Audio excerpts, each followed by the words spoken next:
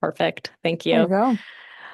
Okay, so a snapshot of what our participation in 2025 looked like. There were 122 hydration stations, 97 cooling centers, 26 respite centers, and this was across 108 unique organizations. Two of those respite centers were overnight sites. And we also want to touch on that there were 17 outreach organizations that were sort of brought into the fold of the Heat Relief Network later in the season. And you'll hear a little bit more about that later of how we intend to continue that work to be involving those outreach or those more mobile groups that don't necessarily fit into our stationary site types, but are very much an important part of our network. So now I'll pass it over to Sierra, who's going to talk with you all about some support structures. As some of you may know, Maricopa County has been helping provide a centralized coordination since 2024. We've completed 2 years and we'll be going on to our third. Part of that support has been having these regular meetings that Francisco helps coordinate, as well as supporting MAG and having support communications throughout the network.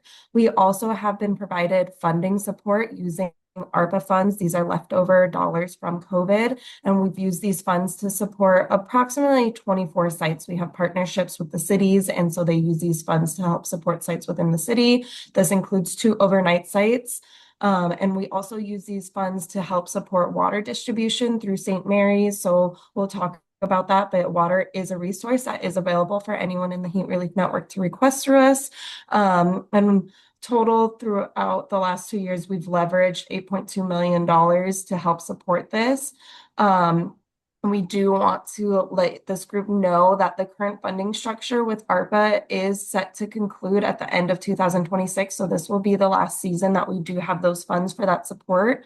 We will still be here and helping support with coordination and communication, and we should still have some resources available to you, like educational materials, but water will not be something that we are able to provide after this year. So we just want to give everyone a heads up to start kind of making plans for that for the coming year.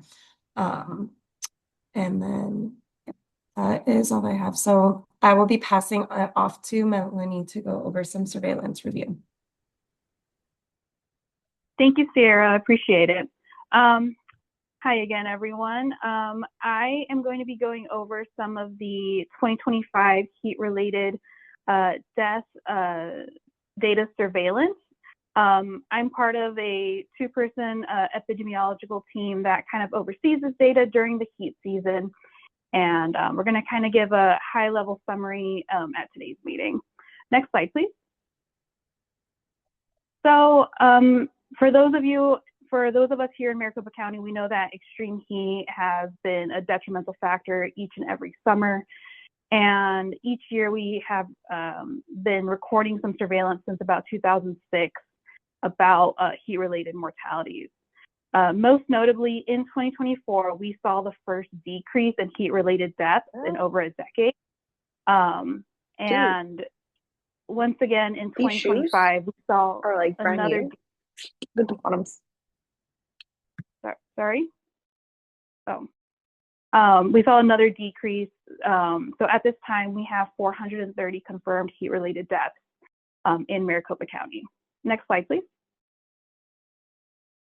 When we are classifying heat-related deaths, we categorize them into 2 main groups, whether they're heat-caused or heat caused or heat contributed. Heat caused is where heat played a main part in the fatality, versus heat contributed may have exacerbated any pre-existing conditions or circumstances. So we saw a similar proportion, with a little bit more than half of the cases being heat caused in 2025.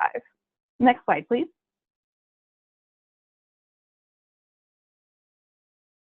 And historically, a lot of our heat-related deaths occur in locations, in places with an outdoor heat injury. What this entails is that usually decedents are found either in urban areas such as sidewalks, parks, or other locations outside of their residences or in cars. And almost about 3/4 of these deaths occur with an outdoor injury. Next slide, please.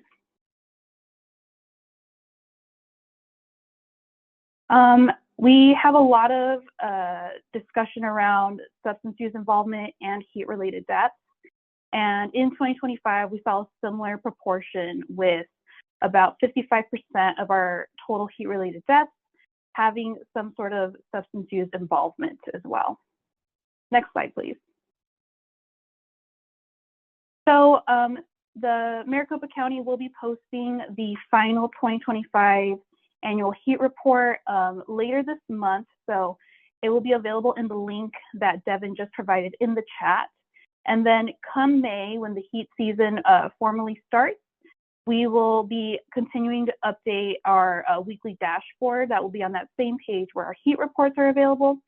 And if there are any questions, feel free to drop them in the chat at this time. And I'll answer as I go. And then I'm going to go ahead and hand it off to Francisco. Thank you. Thanks, Melanie. So building from what we just saw, I'd like to walk around to how we're using this data in our response across the network. And that way we are ensuring efforts are focused where needed most. One of the example of this work is the work with the Red Cross Heat Walks. These are door-to-door outreach efforts in higher risk areas concentrated in mobile home communities where volunteer teams share heat safety information and connect people to local resources. This all started in Tolleson in 2024 and expanded to Phoenix last year, and it's now growing across multiple communities this year, with 7 events planned to deploy this preseason. We've also started participating in community events through tabling approach to share heat safety messaging in ways that are easy to access and rooted in the community that we are trying to reach. We're continuing to build on a model we tested last year, working with partners to coordinate outreach in high-risk areas. Data will continue to guide us to identify where the risk is higher, and we'll be sharing that information with the outreach partners to help them guide their efforts to where they can have the most impact. If we see a rise in heat illness in any specific area, it does create an opportunity to coordinate with those partners and local jurisdictions to focus outreach, direct resources, and support people in real time. We've also started engaging youth across the county more intentionally in this work. The goal is to really build awareness and develop skills and support young people as part of long-term community-based response to extreme heat. Across all of this, data is a crucial part of the work we'll continue using to guide more intentional community-based response. So please keep sharing your data as we go along. I'll pass it on to Cleo, where she will go into registration and participation process for the season. All right, so this part of the presentation today is going to walk us through what that registration really looks like if you are looking to be one of those heat relief site types, including an outreach partner this year. So to review, we have 3 of those site-based heat relief types. There are respite centers, cooling centers, and hydration stations. And you can see the definitions there on your slides. They have not changed since the last 2 years, I believe, and these definitions are also available on the MAG website. This year, however, we are really working to formalize that heat relief outreach partner component that I mentioned earlier. And this is someone who would be conducting field-based outreach to be doing things like distributing water, providing heat safety guidance, and connecting individuals with those nearby site-based heat relief resources. We realize there's quite a few groups in our community who are doing this work, and we are still not able to necessarily put those groups on the map and be able to see where they are in our community at this moment, but want to figure out how to better recognize and coordinate with them on their work to make sure that we have this understanding of this additional heat relief resource that is happening in our region. So that's just a little overview of the different types of partners that you could be in the network. if you want to go through that more formalized registration process. So here we're going to talk about some standards for operating these registered heat relief sites. So the standards that you see on your screen apply to all partners, whether you are site-based or you are that outreach partner. And really, the objective of this is to drive home how our success is really contingent upon partners' ability and your willingness to work together to reduce heat-related injury and death. And through that, everyone is expected to maintain this professional and non-discriminatory environment within your work.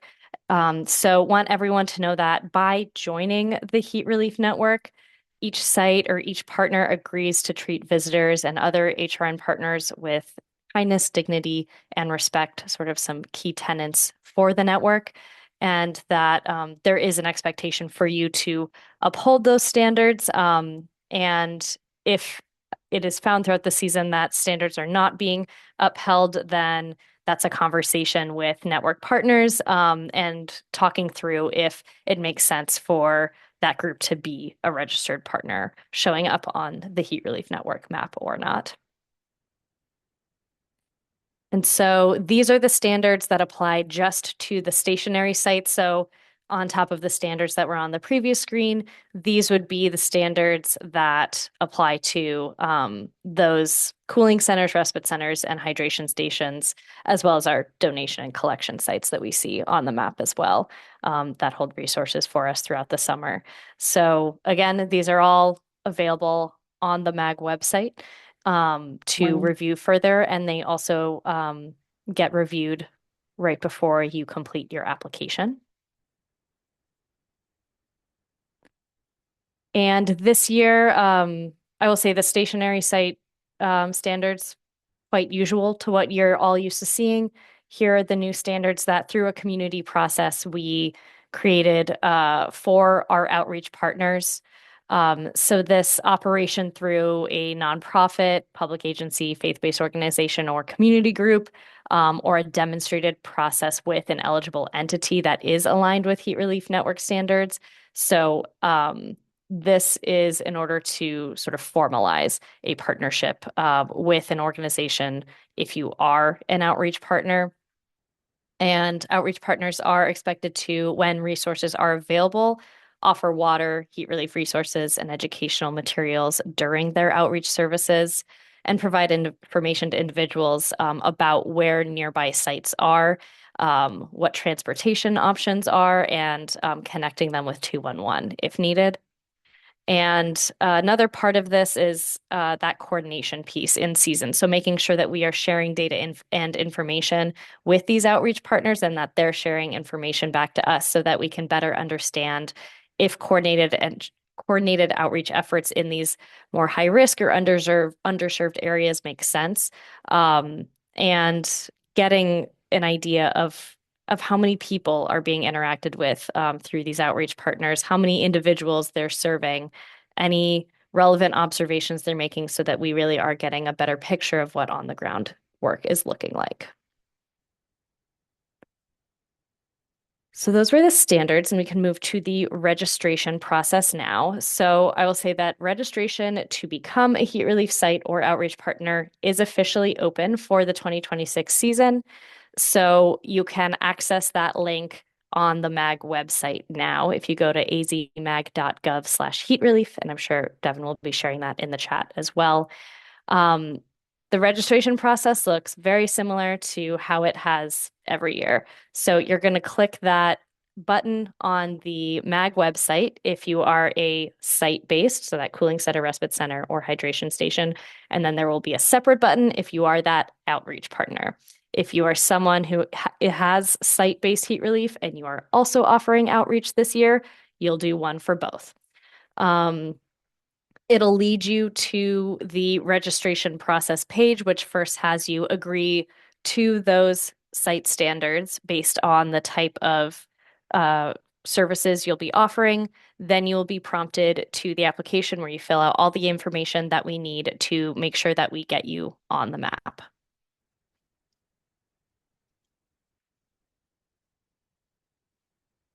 So there are some partner support sessions that are new this year that we're very excited that we can offer for heat relief partners this year.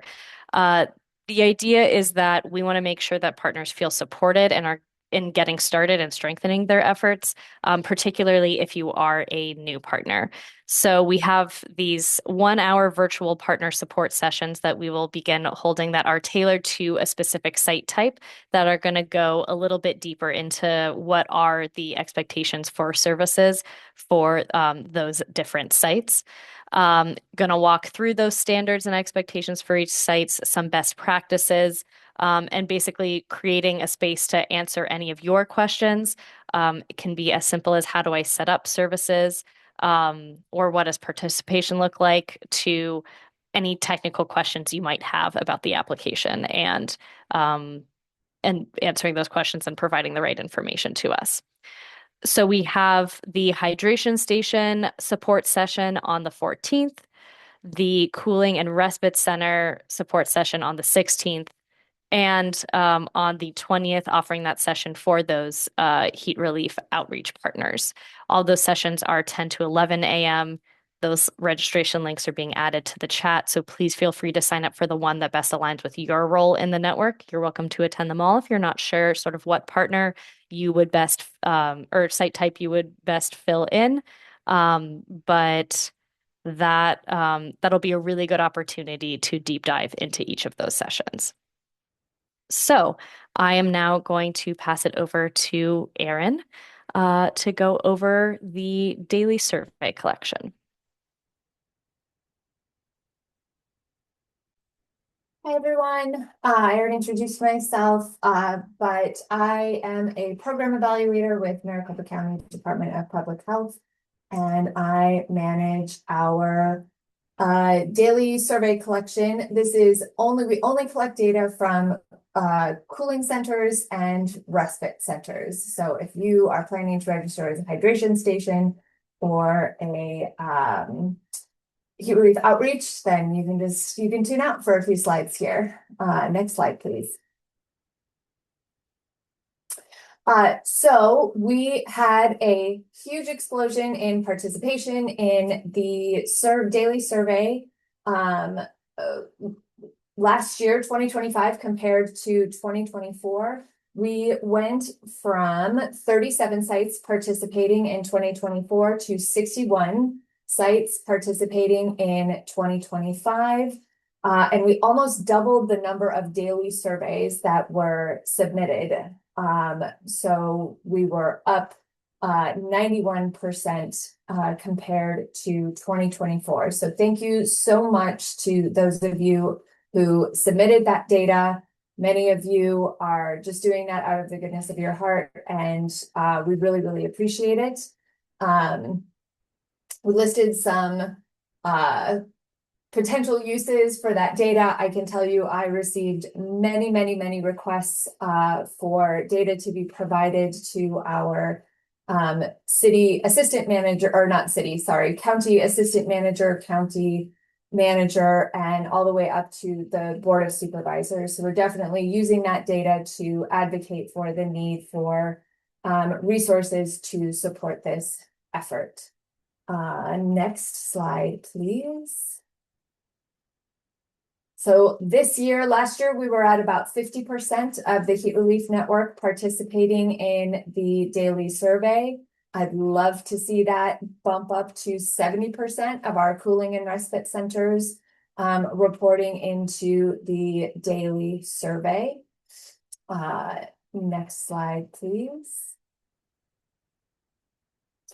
And amazing news is absolutely nothing changed about the daily survey. So if you filled this out last year, nothing has changed about it. If you would be new to filling out the survey this year because you just didn't have the time or resources to participate last year, or you are a new cooling or respite center this year, we have all kinds of resources available to you. When you register with the Heat Relief Network, you'll get an onboarding packet sent out to you.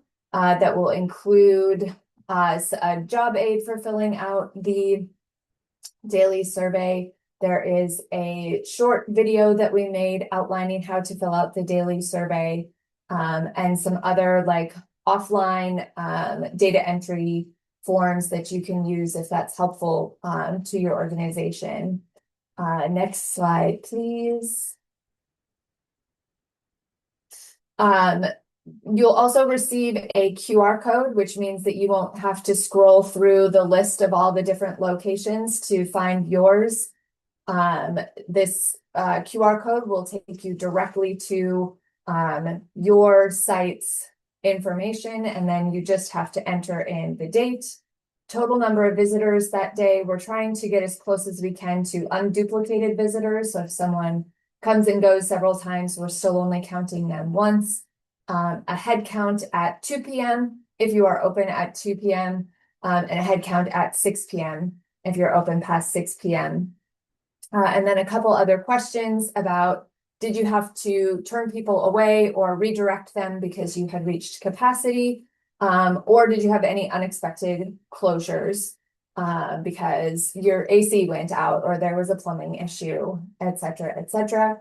If you still have your QR code and link from last year, that exact same QR code and link will still work for this year. Next slide, please. I think that's it for me. Thank you very much. All right, thank you very much for that, Erin. As you all can see, the daily survey is a great way to interpret heat relief work and everything that's happening across the county. So please continue to complete those this season, and let's get to that 70%. So let's talk about how we stay connected, communicate, and coordinate across the network. Next slide, please. And Cleo, if you can, make Emma Rage from Roundtable a co-host so she's able to share her screen in a minute here. So Roundtable. To help strengthen coordination across the network, we have Roundtable, and it was implemented last year as the Heat Relief Network central space for connection, communication, and coordination, and it's continued to improve based on your feedback. And its integration into the Heat Relief Network last year, since its integration in the Heat Relief Network last year. And so amongst several updates, one of them makes it way easier to find each other, to connect with one another through the member directory, where you can search and filter by organization, role, and site type. And if we are ready now, I'm going to hand it off to Emma so she can show you how this works in practice. Hi, everyone. I'm actually going to step in for Emma here. She had a conflict at the second half today. Nice to meet you. I've met some of you before. My name is Emily Benz. I'm from Civic Roundtable. Civic Roundtable is a tool to help you guys share information, communicate your needs and your requests to the community that's here today on this call and across the whole Heat Relief Network. We'll share the link to make sure that you guys all have the ability to join at the end of or in the chat today. But think of this as the digital way to connect with this huge community of nearly 150 people here. You'll see on my screen here, hopefully something looks familiar. This has been a resource around for the last year or so. And Francisco has already filled this with tons of information to help you all share information, to help you all connect and share important resources and links. You'll see on the right quick links to different information already available, Maricopa County heat-related dashboards, toolkits, registration link, the map, all of that. And here's a feed where all of you have the ability to come in here and share your questions. Importantly, this is your place to share those needs. Say like, hey, we're opening early and we need to see, and we're like looking for these supplies. Or, hey, we're opening early and we want to make sure that our community is aware of this new resource. This network is available for all of you to create posts, to ask what you need. Another thing that we heard from you all last year is the need to be able to find others in this space, to be able to connect with this huge list of people. In Roundtable, if you click on this members tab here, this is going to give you the full list of folks in the space. It will give you their information, their position, and their location. You're able to then send them direct messages in the platform or copy their email. you can use the filters at the top here to filter. So maybe I'm specifically looking for someone from a New Leaf. I can come in here and I see those names and those email addresses here for give me a way to contact with them. You can also sort by position or interest or skill or location to find who you're looking for here. Now you'll also in Roundtable have the ability to access a ton of resources that have been shared here in the resource library. Again, on the feed is where you can get all of those quick links. A lot of what's shared today is going to be available on here as well. And in the events page is going to have those upcoming events that are happening. You know, it was all just previously mentioned that those partner support sessions are coming up. Those information for those are all in Roundtable here. And then finally, I want to encourage all of you to also enroll in text message notifications. What this is going to allow is when there is an important update from Francisco or from another partner, you're going to be able to hear about it via your text message. How do you do that? You're going to click on your profile here. You're going to go to manage account and you're going to add your phone number. Then once you've done that, you're going to go to notifications and make sure to turn on SMS notifications for when there's an announcement shared. Now, these instructions are going to be shared in Roundtable as well. So the most important thing for you to focus on today is making sure that you sign up to have access here. I'm going to drop a link in the chat shortly if it hasn't been done so already, to make sure that you all sign up to have access. But again, this is your place to continue the conversations from today, continue what's being shared in the chat, to share out urgent asks and information and receive those updates from Francisco, from Cleo, from your broader heat relief network. Thanks, Emily. And if you could hold off on sharing that link, please. We're actually going to include that along with the onboarding packet that each member, each participant will get.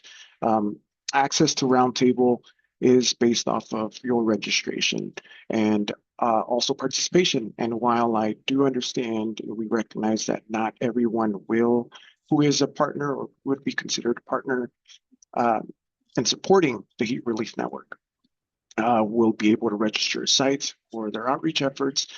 Those folks we will able to identify and share a link directly, but if not, we are reserving that space specifically for just Relief Network registered participants.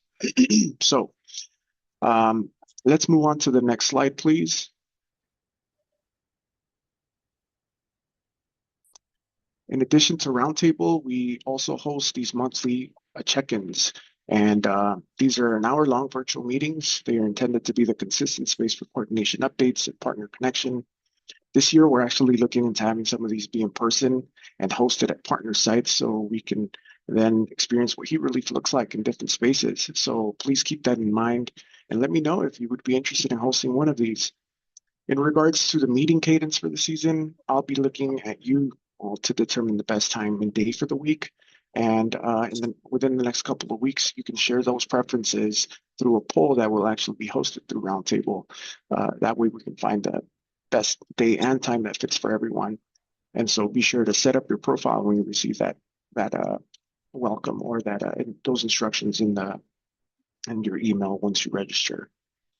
Next slide, please. Along with virtual check-ins through these meetings, we'll also be providing a more direct and on-the-ground support through our site support check-ins. These are supportive visits focused on guidance, coordination, and identifying any needs. More than anything, they're really a chance for us to connect with you and see how things are going and offer any support where needed in real time. These visits will be done by myself and with the help of public health liaisons who are pictured on this slide. Overall, our goal is to make sure that you're supported through the season and that you're always in the best position to continue offering the life-saving relief efforts across the county. So based on your area or region, you will see any of these folks or myself throughout the season. Next slide, please. All right, so now let's cover how to access some of these resources and support. I'll have Devin start off as she walks us through the water request process with St. Mary's Food Bank. Awesome. Thank you, Francisco. So Francisco mentioned, I'll just be quickly touching base on the water request process. Like last year, the water distribution is managed by MCDPH, and we partner with St. Mary's Food Bank to provide water to Heat Relief Network partners. For the most part, sites are going to be responsible for picking up water from St. Mary's. This is similar to last year. Delivery is considered on a case-to-case basis. Just a couple of reminders. When you're picking up water, make sure you have a truck if possible, where you can get pallets of water loaded onto your truck. If you are going to need to make multiple trips, so if you don't have a vehicle that can fit all that water at once, you'll need to make like multiple requests so that we can track, how often people are going to be coming to pick things up, just because St. Mary's also is working on other unrelated to Heat Relief Network kind of orders out of their warehouse. The water request will be made through the water request process. So this is, again, a similar start to the process. It's changed a little bit as last year. Francisco, when folks sign up to be a Heat Relief Network partner, when your organization signs up, whether that's site-based or outreach, you will receive access to this request link. So that'll be shared during your onboarding materials. And also this year, we aren't going to have like a specific request process for electrolytes. Rather, when you go to St. Mary's, they'll say, based off of X amount of pallets or cases of water that you've ordered, would you like X number of electrolyte boxes? And you can just say yes or no, we're all set, we have electrolytes. So that's a little bit different from last year, and it's just hopefully going to streamline things a little bit. So I'm going to give a quick overview of the process. Then I'll kind of go through a little slide that has visuals. I'll also say when you sign up, we'll give you a link that has a screen recording that walks you through exactly what these steps are, so that if you forget, or if you need a reminder, or if you are, somebody else who's not on this call and you need to do the process, it should be really clear kind of how to go through this. It's different than last year. Our hope is that it's streamlined a lot better. If you were a member last year, it would involve filling out forms, getting phone calls, returning phone calls. This will be much more streamlined this year. So what you will do is you'll fill out a Google form. The form will eventually take you to a calendar. You'll just select like, I'm available on June the 6th from 10 to 11 a.m. I select that calendar time, and then you're scheduled. You'll get a confirmation email once St. Mary says, yep, we're available at that time.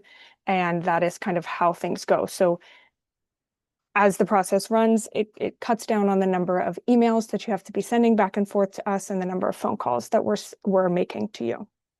So again, you'll basically be filling out a form that will look like this. I'm sure we've all filled out a Google form at this point, but it'll just ask your email, the point of contact, how much water you need, what site you are. So the site names will be auto-populated there based off of registration, and it'll be in alphabetical order. So you'll just scroll down, find your site. Then you'll be asked to come to this screen. There is one like very important thing. If I can request or if I can make one request or one emphasis on things, you'll come to this sign page. You'll pick up an appointment time. It'll take you to this calendar. So again, you say, this is obviously for April, which it's not set up yet, but it'll say a date and a time frame that's available. You'll click on it. If it's there, it's available. If it's not there, it's not available. And then you'll come back to this form and you'll submit. So it's really important that you go to the calendar and then you come back to this form to submit. Otherwise, the process isn't totally complete. And then we do have to call you, and it just adds a lot of steps. So this is just an overview of the process. Like I said, we'll be sharing a video to you that shows a couple more of the details of the step, and it gives you kind of a play-by-play of exactly how to do it. But we just wanted to give you this overview in case you start to go through it and you think, hey, wait a minute, this looks a little bit different from last year. Again, our hope is that this streamlines things and it makes it way easier for you all to get water this year. The request process, I will say, will go live on April the 20th. So our hope there is that folks have water for when their sites officially, I know that it's warm now, but when the season officially starts and this program officially starts on May 1, you'll have had about 2 weeks to have potentially gotten some water from St. Mary's. So again, this will go live on the 20th. And as spots fill up, availability will dwindle, but that's kind of the plan for now. And then it'll run through the heat season. All right, so that is what I have for water. I'll send it back to Francisco to talk about other resources. Thank you, Devin.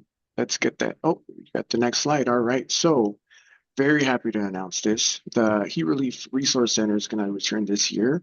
And this is a central location where you all can come by and pick up available supplies, such as official Heat Relief Network signage, electrolytes, and just in general, outreach materials and resources as they become available. It is located off of Indian School and Central Avenue. It will be open Monday through Wednesday, 8 a.m. to 11 a.m. and the grand opening is on April 20th. So please keep an eye out for more information on that or any changes. Between now and then, please do not go and try to attempt to pick up any materials. We are not yet set up. Next slide, please.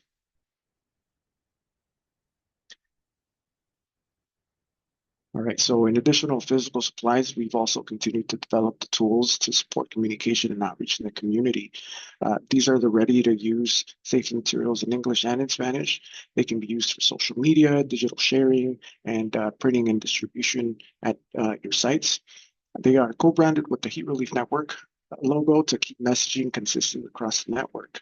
And all of these materials are available online, and the link will be dropping in the chat. And all of this stuff will also be included in onboarding materials. Next slide, please.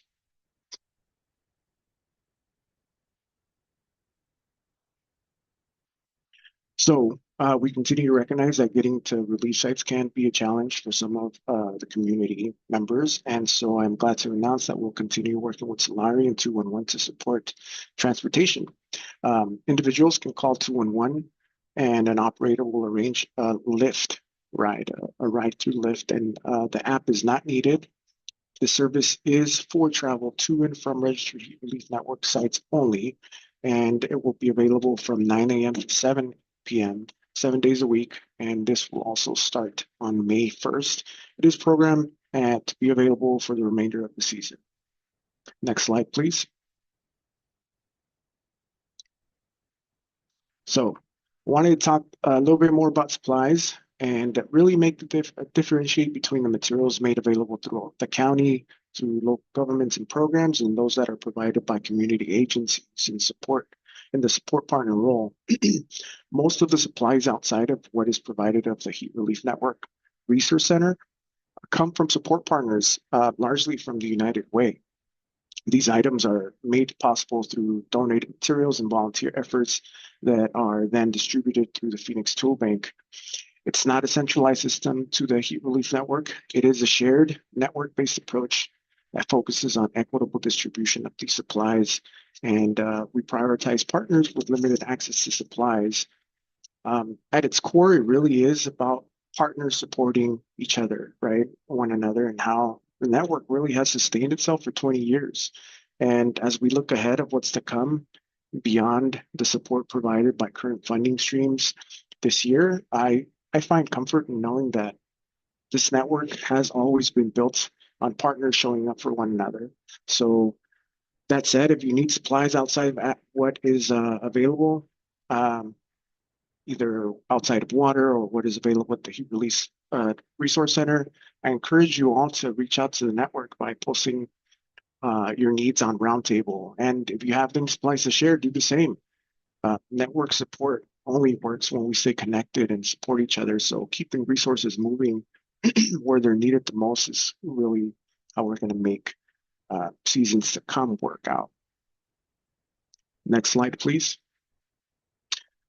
All right, so in that same spirit of supporting one another, another key need that we recognize is that folks need support with staffing and volunteers. And to help with that, we do partner with Maricopa County Medical Reserve Corps. I'll pass it on to Matt from the Office of Preparedness and Response to walk through how to access Medical Reserve Corps volunteers. Hi, everyone. I'm Matt Johnson. Unfortunately, June Vetrano and Cindy Bacon couldn't make it, so you'll have to hear from my lovely face today. So the MRC, if anyone is unfamiliar, was established back in about 2001. And it was after 9/11 when they decided to be able to get volunteers, mostly medical at that point, to go out and help the community in times of crisis. Over the years, the MRC has evolved now to have not only medical, but also lay people. And our network's about 50-50. And we go out and we do different things within the community, one of which is this heat relief event. So what we look for in volunteers, our volunteers are actually credentialed. They go through a background check, and they all have different levels of training that we provide to them to make sure that they know what they're doing when they go out to a site. So one thing we'd like to reiterate a lot is that the MRC is the primary point of contact, and that we do not like if someone tries to contact our volunteers directly. When you want to request volunteers from our MRC, you want to email us at mrcvolunteer@maricopa.gov. Once you put in that email, you will get a response back from Cindy, and she will send you a request form. So next slide, please. So when you put in the request form, we ask that you have real tasks already outlined and ready for our volunteers. Our volunteers are not used as placeholders in different sites. We do like for them to have an actual designated duty.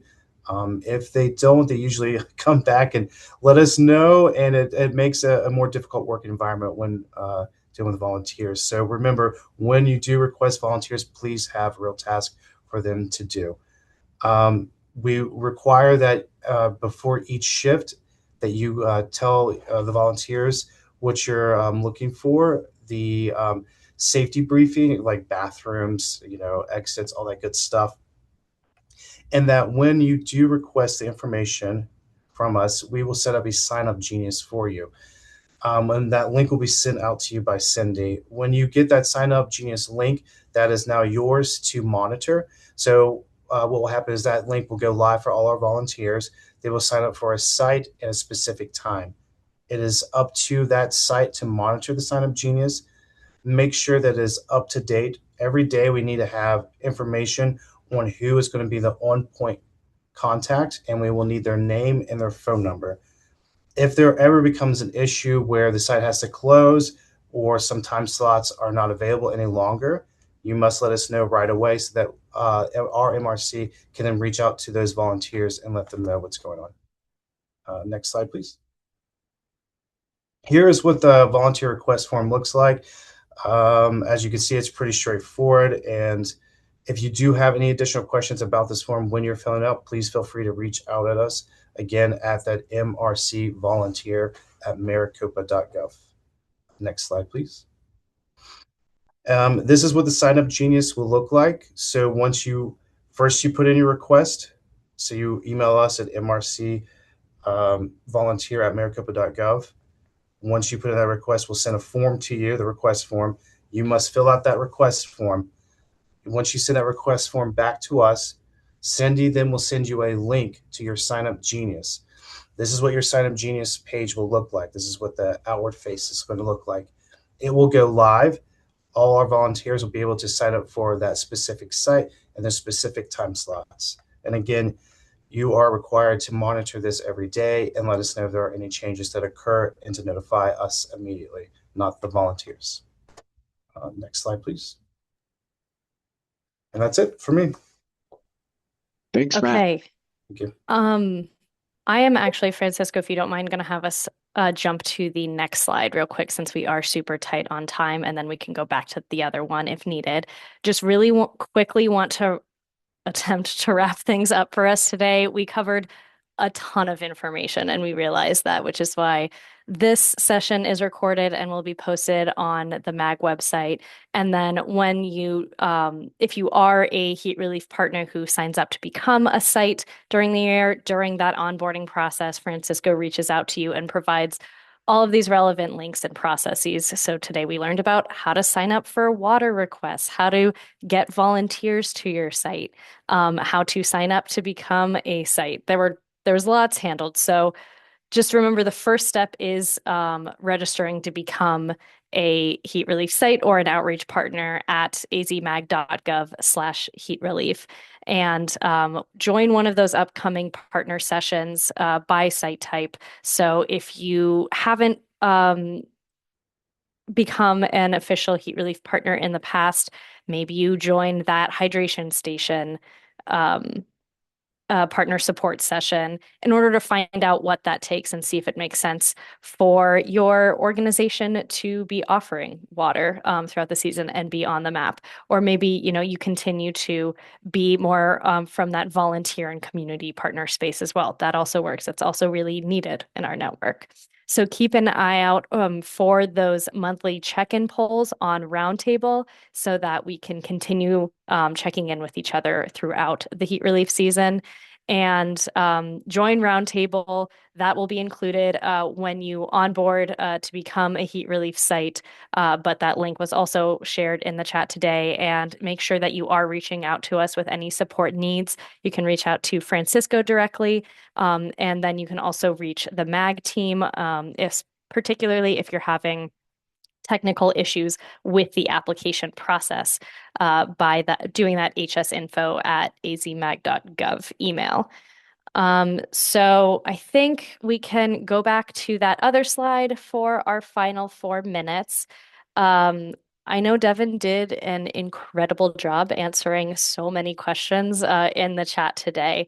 But if we have any big ones from the Maricopa County team that seem to stand out, or any other things you want to share based on what you saw in the chat today, then I think we can do that now. Yeah, I just want to reiterate a couple of quick ones that were coming through often. This meeting is obviously recorded. You'll miss the fun stuff at the beginning when we forgot, but everything else is recorded. And then we will record the 3 additional information sessions. So if you are not able to make one of those, you will be able to access those. I'm not sure if we'll post them online per se, but they will be accessible to partners who want to access those. Additional information or questions were related. I think there was a couple questions related to the survey that Aaron did a great job answering. And same with questions related to data that Melanie answered. Again, I'll just say another reminder that April 20th is when the water request process will start opening, and is when the Heat Relief Center will be opening at 4041 North Central. Those details will be provided in any onboarding package that you get. And onboarding, I'm seeing right now a question, onboarding packets will be sent out like rolling as you start to register. So registration opens today. I am expecting an influx of registrations, and it is Francisco Sol at the helm who's really doing a lot of those onboarding outreach. So if you give us a little bit of time and a little grace period, we're looking to send those out starting next week and into the weeks that follow as people continue to register. That's all I have. Yeah. Yeah, thanks, Devin. So this recorded session will be available on the MAG website as soon as we're able to get it up. If that coincides with Francisco's follow-up emails to you all, then that'll be notified in there. Otherwise, check back to the MAG and Maricopa County websites for these resources. Francisco, any other closing remarks for us in our final minute? Thanks, Cleo and Devin. Yeah, just whenever we have that the recording available, it'll be on your website, obviously, but I will send out a recap of today's meeting, including these slides by the end of today. And I'll include a link as to where you all can find the video, if not already posted by the time that I'm sending out the email. Ultimately, I just want to thank you all for joining today, and let you know that I'm super excited to continue to work with you all. This work couldn't happen without you, and